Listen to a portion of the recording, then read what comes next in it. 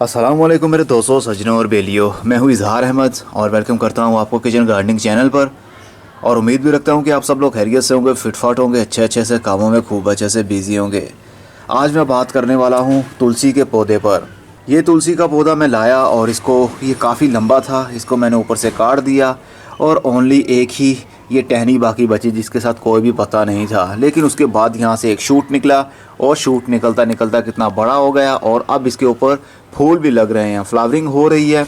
अभी मैं वेट करूँगा जब तक ये फ्लावरिंग ड्राई नहीं हो जाती, मतलब ये फूल खिलने के बाद में ये जो आपको बंच दिख रहे हैं ये जब ड्राई हो जाएंगे उसके बाद में हम इसमें से सीड्स को कलेक्ट करेंगे और इसको उगाने की कोशिश करेंगे। तो आप मेरे साथ बने रहिए। तो जब ये ड्राई हो जाएंगे तब मिलेंगे, तो स्टे विद मी।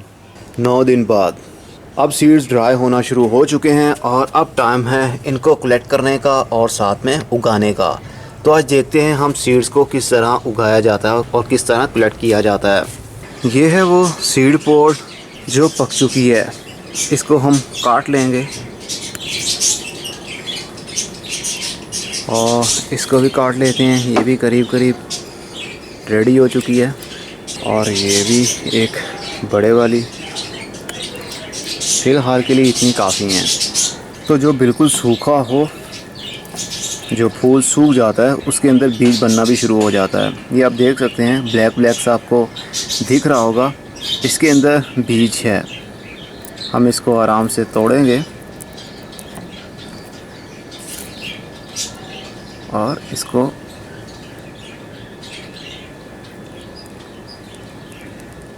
थोड़ा सा दबाया और बीज बाहर। ये रहे तुलसी के बीज, बहुत ही बारीक होते हैं, बहुत ही जेंटली अपने काम करना है। ये देखिए, ये है तुलसी के बीज। तुलसी के बीज तभी इस तरह पकते हैं जब फूल लगा रहता है पौधे के साथ में ही। सेल्फ ड्राई होने के बाद में इस तरह सीड पक जाता है और उसके बाद हम इसको कलेक्ट करके भी ग्रो कर सकते हैं। और सीड को कलेक्ट करने का एक और तरीका भी होता है। सारे फूलों को लीजिए और इस तरह इसको खींचिए, ये ड्राई फूल आपके हाथ में, और इसको थोड़ा सा रब करेंगे हम। इस तरह 80% सीड्स आपके हाथ में आ जाएंगे।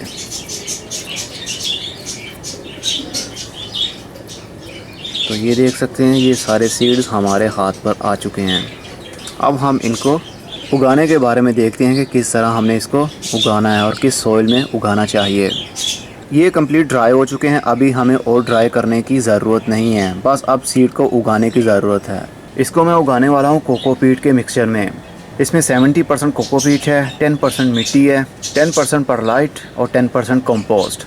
अगर आपके पास ओनली मिट्टी ही हो तो आप उसके अंदर भी उगा सकते हैं, लेकिन अगर आपने गार्डनिंग में ज़्यादा एक्सपीरियंस हासिल करना हो तो आप भी ऐसी चीज़ें लेकर घर में रख लिया करें। अगर आप इंडिया से हैं तो ऑनलाइन बहुत ही आसानी से अमेज़ोन से भी आप बाय कर सकते हैं, और अगर आप पाकिस्तान से हैं तो आप स्काई सीड से भी बाय कर सकते हैं या फिर मुझसे भी बाय कर सकते हैं online. Cocopeat, peat moss, perlite और कंपोस्ट, ये 4 चीज़ें आपके पास हर टाइम होना बहुत ज़रूरी हैं। ओनली मिट्टी के ऊपर हम डिपेंड करते हैं तो बहुत ही बुरा रिज़ल्ट मिलता है, इसलिए हमें ऐसी चीज़ें साथ में यूज़ करना पड़ेंगी जिससे अच्छा रिज़ल्ट मिले। तो अब मैंने इस प्लास्टिक पॉट के अंदर इसको भर लिया और ऊपर से थोड़ा सा प्रेस कर दिया है ताकि एयर पॉकेट्स ख़त्म हो जाएं। अभी मैंने इसको पानी नहीं दिया है। अब सिंपली हम ये जो सीड्स हमने कलेक्ट किए हैं ये हम डालेंगे इस मिट्टी के ऊपर।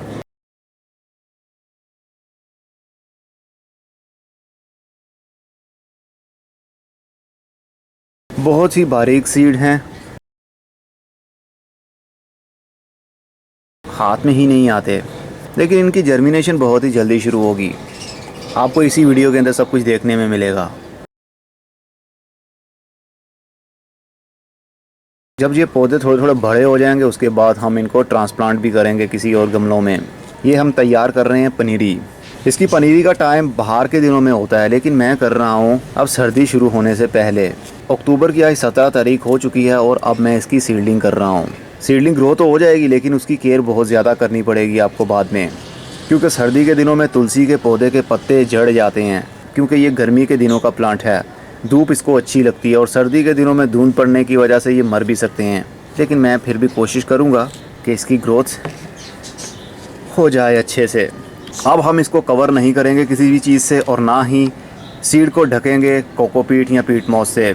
सिंपली इसी तरह हम ओपन रहने देंगे और अब हम इसको रखेंगे इस प्लेट के अंदर और प्लेट के अंदर पानी डाल देंगे। पॉट के नीचे जो ड्रेनेज होल होते हैं वहीं से पानी जाएगा और मिट्टी उसको सक करती रहेगी और पूरी मिट्टी एक बार मॉइस्ट हो जाएगी, तो सीड को भी पानी मिलता रहेगा। अगर हम ऊपर से शावर भी करते हैं या पानी का थ्रो करते हैं तो सीड अपनी जगह से हट जाएगा, फिर कोई फ़ायदा नहीं होगा। हम चाहते हैं सीड जिस तरह हमने रख दिए हैं बस वैसे ही पड़े रहें, रोल ना हो, तो उसके लिए नीचे से पानी देना सबसे बेस्ट रहेगा।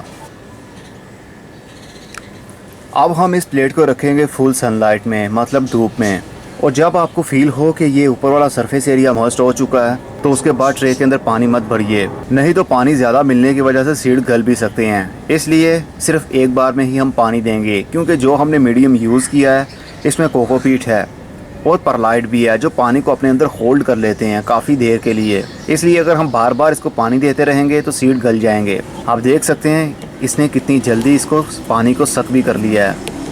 अभी पानी और डालेंगे हम, तो अब देखते हैं कितने दिनों में इनकी जर्मिनेशन शुरू होती है। 5 दिन बाद तुलसी की सीडलिंग शुरू हो चुकी है, इसके नए नए पत्ते निकल रहे हैं, मतलब सीड जर्मिनेट हो रहे हैं, लेकिन बहुत से अभी जर्मिनेट नहीं हुए। अगर मैं इसको अभी भी कवर कर दूं कोकोपीट से तो सीड की जर्मिनेशन जल्दी ही शुरू हो जाएगी, क्योंकि मैंने सीड को किसी भी चीज़ से कवर नहीं किया था, सिर्फ सीड स्प्रिंकल किए और इसको रख दिया धूप में, और नीचे से मॉइस्चर इनको मिल रहा है और सीड की जर्मिनेशन शुरू हो रही है। कुछ दिन लगेंगे, दूसरे भी जर्मिनेशन होना शुरू कर देंगे। ये तो मैं कर रहा हूँ एक एक्सपेरिमेंट, और आपको बताना चाहता हूँ ये कितना ईजी टू ग्रो होता है। अभी बहुत सारे सीड्स वैसे के वैसे ही पड़े हुए हैं, लेकिन आपने सॉइल को ड्राई नहीं होने देना। अगर ऊपर वाला सरफेस एरिया इसका ड्राई हो गया तो सीड की जर्मिनेशन शुरू नहीं हो पाएगी, क्योंकि हमने इसको किसी भी चीज़ से कवर नहीं किया कि जिससे ह्यूमिडिटी लेवल, मतलब नमी का लेवल बना रहे। इसलिए ऊपर वाला सरफेस भी मॉइस्ट होना चाहिए। 7 दिन बाद बहुत से सीड की जर्मिनेशन शुरू हो चुकी है और बहुत जल्द ये बड़े भी होने वाले हैं। लेकिन जो मेथड मैंने यूज़ किया है, मतलब सीड को हमने कवर नहीं किया था, अब देखना ये है कि जर्मिनेशन तो हो गई है, अब पौधे की रूट्स भी सेटल होंगी, मतलब वो ऑटोमेटिकली ही इस मिट्टी के अंदर जाएंगी या फिर नहीं, या फिर ये स्प्राउटिंग मर जाएगी। स्प्राउटिंग तो सभी की शुरू हो रही है आहिस्ता आहिस्ता। 12 दिन बाद कितने ही सीड जर्मिनेट हो गए हैं। तुलसी के सीड के नया मेथड मैंने आप लोगों के साथ शेयर किया, होपफुली ये कामयाबी से ग्रोथ कर पाएगा। और अभी मुझे नहीं मालूम कि ये बड़े भी हो पाएंगे या नहीं होंगे।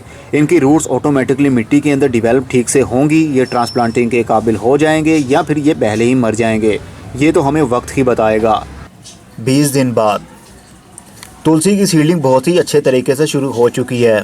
अब सर्दी भी शुरू हो चुकी है और सर्दी के दिन में तुलसी की सीडलिंग नहीं की जाती, क्योंकि सीडलिंग की जर्मिनेशन बहुत ही लेट शुरू होती है और समटाइम तो वो ख़राब भी हो जाती है। और जो सीडलिंग थोड़ी सी बड़ी हो रही है उसका मुझे अभी भी डर है, क्योंकि ठंड होने की वजह से इनके पत्ते जड़ जाते हैं। और ये अभी बिल्कुल छोटी छोटी सी पनीरी है, जो अभी पनीरी ट्रांसप्लांटिंग के काबिल भी नहीं बनी। बहुत से ऐसे सीड्स भी हैं जो जर्मिनेट हो रहे हैं और बाद में गिर रहे हैं, क्योंकि ठंड ज़्यादा हो गई है। रात के टाइम कोहरा भी पड़ता है, मतलब धुंध, जिसकी वजह से सीडलिंग को काफ़ी प्रॉब्लम हो रही है। लेकिन मैं अब इनको ओवर वाटरिंग नहीं कर रहा, मतलब जो ट्रे मैं यूज़ कर रहा था पानी देने के लिए, इसके अंदर मैं पानी नहीं भर रहा, क्योंकि अब टेम्परेचर काफ़ी डाउन हो रहा है और हवा के अंदर भी काफ़ी नमी हो गई है, जिसकी वजह से मॉइस्चर जल्दी उड़ता नहीं है। तो हर वक्त सोइल वेट रहने की वजह से सीड भी गल जाएगा और जो पौधे जर्मिनेट हो चुके हैं उनकी रूट्स भी गल जाएंगी ओवर वाटरिंग होने की वजह से। लेकिन मुझे बहुत खुशी है, जो मैंने मेथड यूज़ किया वो 100% अभी काम कर रहा है। लेकिन अभी कुछ कहना मुश्किल है जब तक ये पौधे ट्रांसप्लांटिंग के काबिल नहीं हो जाते। 31 दिन बाद तुलसी के पौधे अब काफ़ी बड़े हो रहे हैं, लेकिन पिछले दिनों काफ़ी ठंड रही, सूरज निकलता ही नहीं था। बहुत दिनों के बाद आज धूप निकली है, जिसकी वजह से इनकी ग्रोथ अच्छे से बढ़ेगी। अब ज़्यादा ठंडक होने की वजह से बहुत से पौधे बीज में से निकलते थे और बाद में मुरझा जाते थे, क्योंकि इसकी सीडलिंग हमने बहुत ही लेट शुरू की। इसकी सीडलिंग बाहर में शुरू करनी चाहिए थी, तभी अच्छा रिजल्ट मिलता है। लेकिन आप लोगों के साथ मैंने शेयर करना था, इसलिए मुझे विंटर में ही इसकी सीडलिंग करना पड़ी। इनमें से कुछ पौधे जो बड़े आपको दिख रहे हैं ये ट्रांसप्लांटिंग के काबिल हो चुके हैं, लेकिन अभी भी मैं 2 से 3 दिन का वेट करूँगा। 42 दिन बाद तुलसी के कुछ पौधे ट्रांसप्लांटिंग के काबिल हो चुके हैं। जैसा कि सर्दी शुरू हो चुकी है और सर्दी के दिनों में तुलसी की ग्रोथ थम जाती है, इसलिए मैं चाहता हूँ जितने बड़े हो गए हैं इनको ट्रांसप्लांट कर ही लिया जाए। ये ना हो कि ये सारे ही मर जाएं ठंड ज़्यादा होने की वजह से। इनको बाहर निकालने का बहुत ही आसान तरीका, इसका रूट बॉल हमें बाहर निकालना पड़ेगा ताकि हमारे सामने सारे पौधे विजिबल हो जाएं और आराम से हम उनको ट्रांसप्लांट कर पाएँ। रूट बॉल को बाहर निकालिए। ये रहा रूट बॉल। इसको अब हम एक एक पौधा करके निकालेंगे। जो हमें अच्छा लगा पौधा बड़े साइज़ का, उसको हम निकाल लेंगे। अभी बहुत छोटी सीडलिंग भी मौजूद है, लेकिन हमें अब ज़रूरत नहीं है क्योंकि हमारे पास जितने पौधे बनने थे वो बन चुके हैं। ये देखिए कितनी अच्छे से इसकी रूटिंग भी शुरू हो चुकी है। ये ट्रांसप्लांटिंग के बिल्कुल करीब में है, इसलिए इसको ट्रांसप्लांट करते हैं हम। इसके लिए जो मिट्टी यूज़ हो रही है उसमें 80% मिट्टी और 20% गाय का गोबर या फिर पत्तों की खाद, दोनों में से कोई भी आप चीज़ मिक्स कर सकते हैं।